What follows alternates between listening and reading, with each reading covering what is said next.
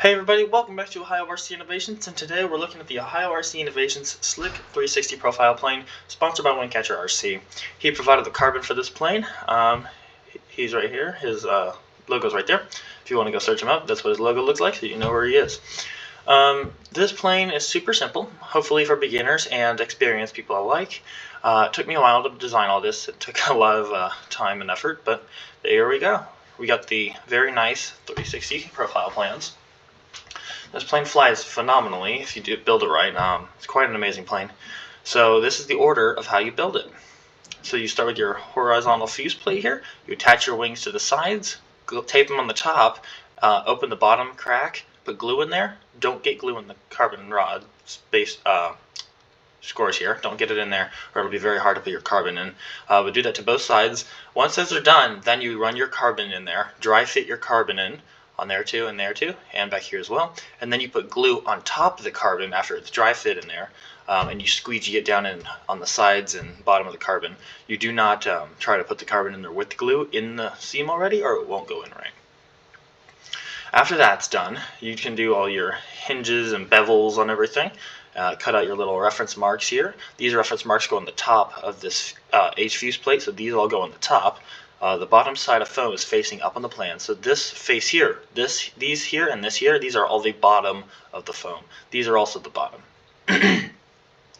So right now we're looking at the bottom face of all this. All these scores and everything go on the underside of this plate. These all go on the top side of this plate though, so make sure you pay attention to that there. These reference marks also go on the top of the plate here, on top of these wings, because this is the bottom side. See the right wing, you flip it over, it mirrors to be the right wing, and the left wing mirrors to be the left wing, as you see there. After all that is done, you can put your servos in here, and then put your vertical plate on there like so. You want to slide this on from the back, and make sure the front here and the front here is all flush and ready to go. Then you can take your firewall, after you glue this all in here, put that on the front there, put your firewall reinforcements on the front there too. One goes here and connects to the foam in the middle, one goes here and connects to the foam in the middle, and then one goes up here and up here connecting to the foam in the middle. Two of these are inverted, so these two will be upside down to these, mirrored perfectly. After that, then you have your bottom angle reinforcers, which line up this back end here, lines up flush with this here hinge.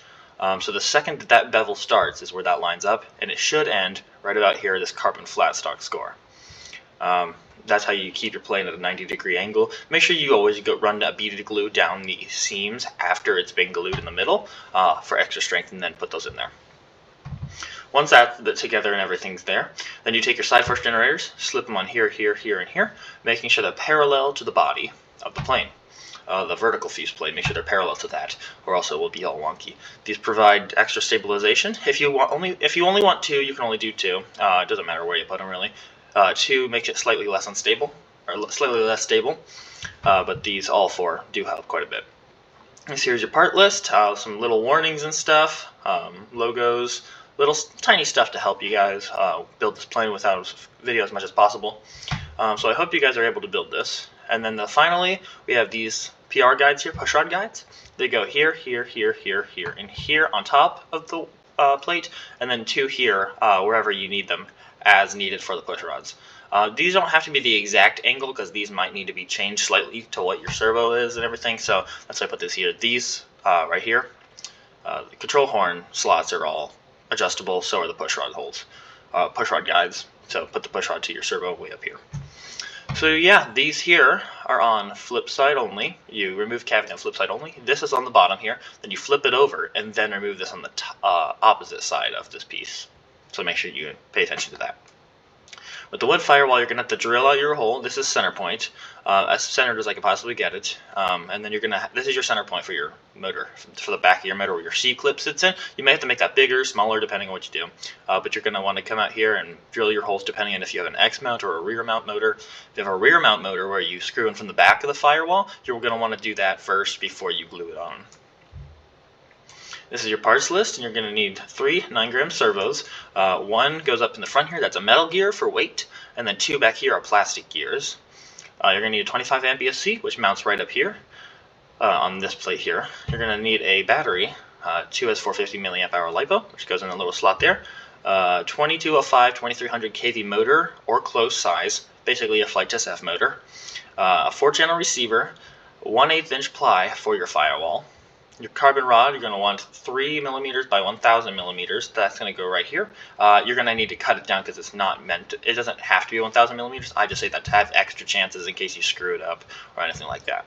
Your carbon flat stock is 3 by 0.6 millimeters by 1,000 millimeters. That goes up in the front there. Again, it doesn't need to be 1,000. It just needs to go to here and between there. And then you're going to need anywhere from an 8 to 10 inch prop.